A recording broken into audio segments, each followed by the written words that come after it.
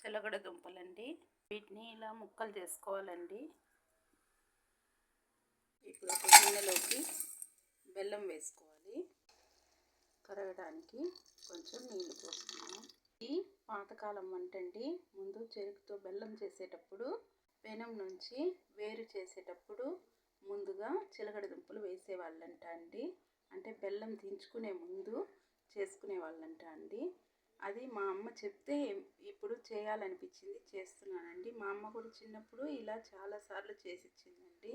అమ్మ మాటలు ఇప్పుడు గుర్తుకొచ్చి ఇలా చేసేస్తున్నాను.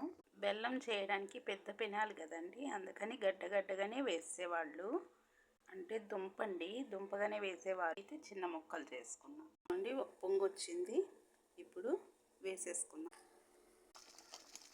చూసారా అండి, ఉడికిపోయింది.